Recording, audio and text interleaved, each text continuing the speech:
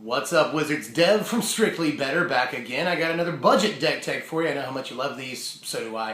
A couple people actually have asked for mono green, budget mono green. This is actually a pretty good deck, and this one, as you've asked also, focuses on +1/+1 counters to an extent. 16 of the 30 creatures we play focus on +1/+1 counters. So, let's go ahead, dive right into it, see what we got here, because I think this is a fairly powerful budget deck here.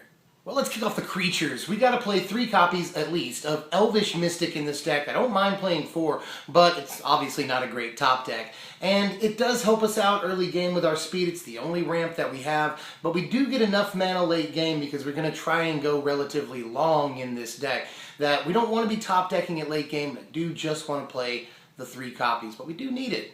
In the 1-drop slot, we're also playing 4 copies of Servant of the Scale. Yeah, this card is better than you think. I discussed this in, I think, the Green-White Bolster budget deck tech, which is really popular deck tech. Thank you for that.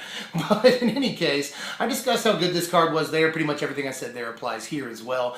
Being able to keep its power on the board is actually a fairly powerful thing. And we're doing a lot with, Ferocious and Formidable in this deck, aside from just the +1/+1 counters. So being able to keep his power on the board is actually pretty important, and it enables some of the tricks that we're doing with counters too. So definitely want to play 4 copies of Servant. He's actually a really good 1-drop, especially on the play. Into the 2-drops, we got 4 copies of Avatar of the Resolute. If you can just get 1 counter on this guy, then he blocks Ojutai and trades. He blocks Stormbreath, pre-monstrous, and trades. He's the only real defense we have against flyers in this deck, which is kind of a downer. But this card is more than good, especially if you go turn 1 Servant, turn 2 Avatar. You got a 4/3, which on the play especially is better than anything they're going to play turn 2. So very good sequence there of turns. Also, late game, as a top deck, this guy is fantastic. He can come down and be, a 7/6, a 6/5, something like that, and be a game-changing creature for you that has trample and reach. So I highly support, especially in this format right now with all the dragons and such, I support playing Avatar. I think this is a great card, and I've talked about him enough already, but especially in this deck, he does a lot of things for us. We're also playing 3 Heir of the Wilds to finish off the 2-drops here. Heir of the Wilds, yeah, obviously we can get that Ferocious turned on fairly easily with a lot of our creatures naturally, and a lot of our creatures with +1/+1 counters on them. Through manipulation of counters, we can easily get that Ferocious. And he's a really good early game creature against aggro variants and stuff like that. We can clog up the board, or we can just smash through against things that are a little less aggressive. So I've always liked Heir of the Wilds. I think this is a more than fine card. And in mono green, he sort of serves a dual or even triple purpose for us. So I'm definitely going to play this guy. We're playing 4 copies of Salt Road Quartermaster, sort of the captain of this deck. There's ways you can move +1/+1 counters onto this guy, and then distribute them in combat situations or as needed to save your guys from, say, targeted removal, lightning strike, rose, things like that. So Quartermasters, especially when you have the mana for it, this is a very good card actually. It saves your dudes a lot of the times. It helps you, not just trade up but survive combat encounters. Really like this dude actually. In testing, it's worked out fairly well, especially in mid-game stalls, which we create a lot of and have a lot of ways to get out of. Reverend Hunter drives the deck in a lot of ways for us. He's especially good late in the game or even on curve, but late game, we're not doing a whole lot. We're not devoted to devotion, which is weird to say, but in any case, we can still generate, 6, 7 devotion in the mid-game, which we create, again, a lot of mid-game stalls. So we can drop a huge Reverend Hunter late game fairly easily. Honestly, I really like this guy, and I would support playing 4 copies. I just couldn't find the space.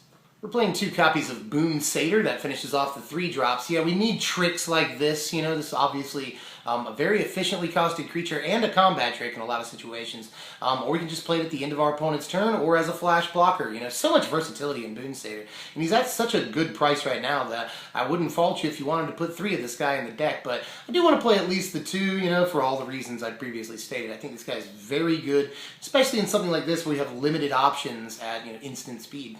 2 copies of Surak, the Hunt Caller. Surak is only, $1 right now, something like that. He's just not as expensive as I thought he would be. And he's an incredible creature, 5 power, 4 mana. Got a really good Formidable ability, and we can get Formidable so easy. I mean, obviously he's 5 towards his own, so we only need 3 power outside of that.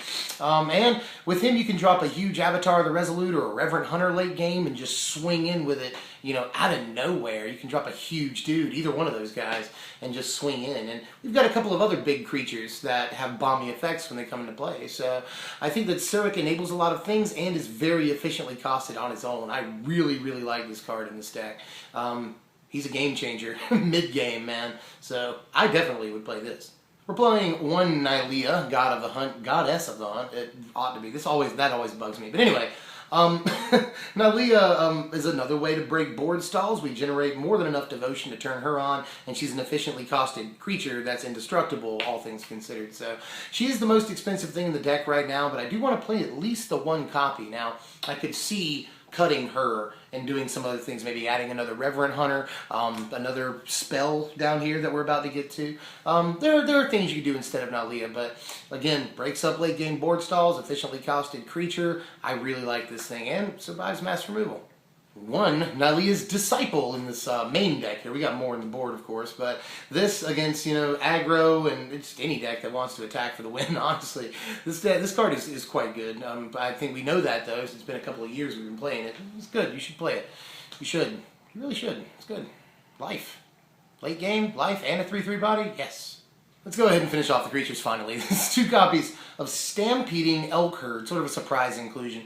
But I actually think this is fairly efficiently costed. 5 mana, 5 power with an ability that helps your entire team out is pretty good. And this is another thing that you can drop with, you know, Surak's Formidable ability. You drop it that turn, you swing with Surak, and you swing with this, and the rest of your team, everyone gets trample, and you're swinging with a 5/5 that they didn't know you had when the turn started. So definitely like Stampeding Elk Herd. I think it's a really good budget option. Again, helps out our entire team and has good interaction with some of our other cards. So I'm playing at least the 2 copies of Stampeding Elk Herd and love that body, man. Just a 5/5 for 5 is not bad, honestly. This survives combat, beats Siege Rhino. That's a thing to think about. So those are probably all my arguments for Stampeding Elk Herd.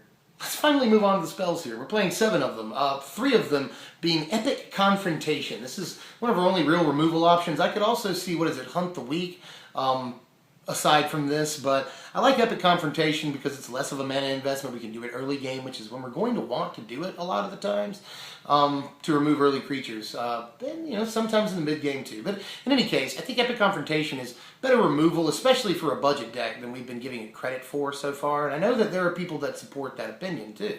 We're playing 1 copy of Setessan Tactics. We see this in sideboard sometimes, but this is a mono green deck, and I just want to be able to remove stuff, and we can double up on creatures, you know.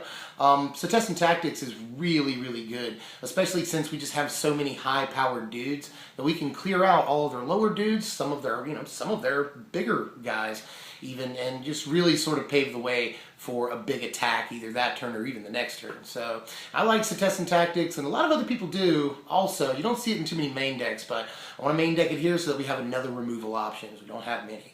1 copy of Bow of Nylea. Bow of Nylea puts +1/+1 counters on our creatures, which is good. It can put +1/+1 counters on Quartermasters, which we can then move to other creatures in combat situations or to save them for removal. That's important.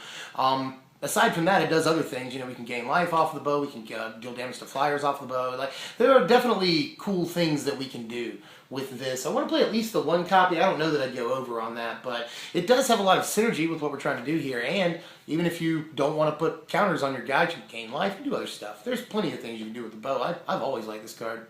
And let's finally finish off the spells here in the main deck. 2 copies of Inspiring Call. Yeah, some people might want more copies of this, or fewer copies. You know, this is a polarizing inclusion. But I do at least want the 2 copies here in the main. Similar to Ranger's Guile, which I almost included in the main and ended up in the board. But this can draw us a lot of cards and is a blowout in response to mass removal. You know, if they Crux of Fate targeting non-dragons and you've got 3 or 4 guys out, you know, you draw a few cards, you save all your dudes, their you know, mass removal fizzles.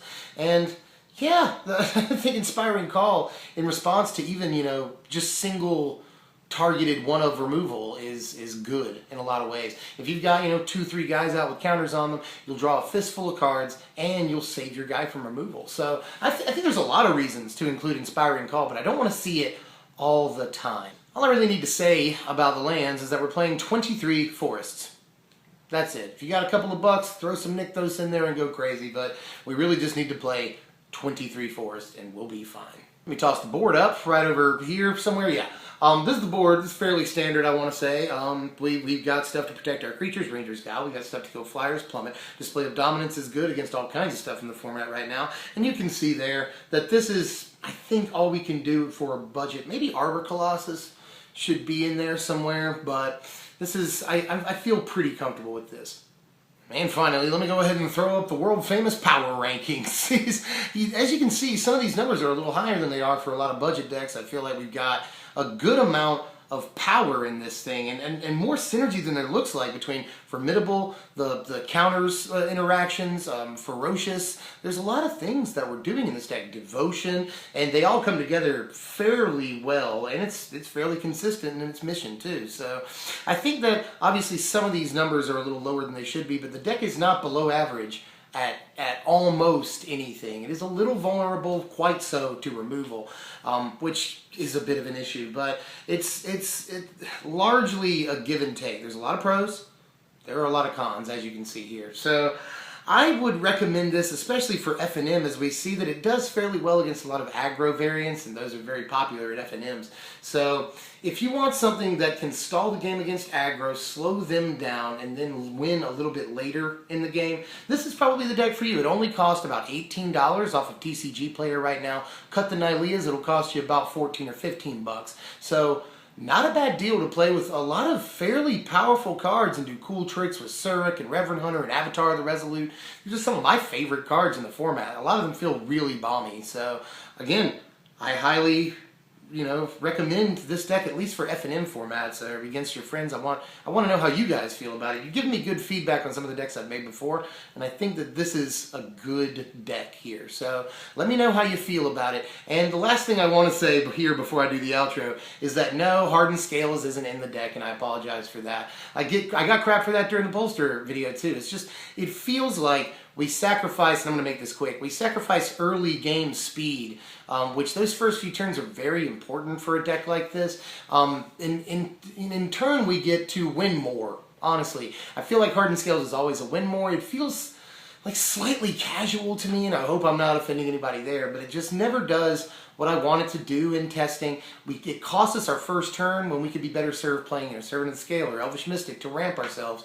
There's just, I don't see too many reasons to play this because it always feels like win more to me and a wasted slot. So I didn't play Hardened Scales, and I'm apologizing in advance. So you'll probably still give it to me in the comments, and I hope you did. As always, like, share, comment, subscribe, do all of those things. Helps us out a lot when you do any of that. We're trying to grow as a channel and put out good content for you guys. We appreciate all the subscribers lately. We've had a blow up, and we appreciate that. We were trying to get to 1,000 subscribers in a year. We're at nearly 600 subscribers in about 4 months. So thank you for all of your support lately. It's been really awesome. Anybody that's new to the channel, welcome. We're going to do a lot of stuff here. We've got Magic Origin spoilers coming up, more budget and standard deck techs, a modern deck techs are coming up. We've got the most underappreciated cards in Standard, and we just did the top 20 cards in Standard and the state of Standard last month. We're getting ready to do another one soon. So, like I said, lots of content coming up and lots of cool content from just a few weeks ago and like just right at a week ago. So stick with us. Appreciate you subscribing. That means a lot to us. I'm Devin from Strictly Better. We'll see you guys next time. Thanks for watching, Wizards.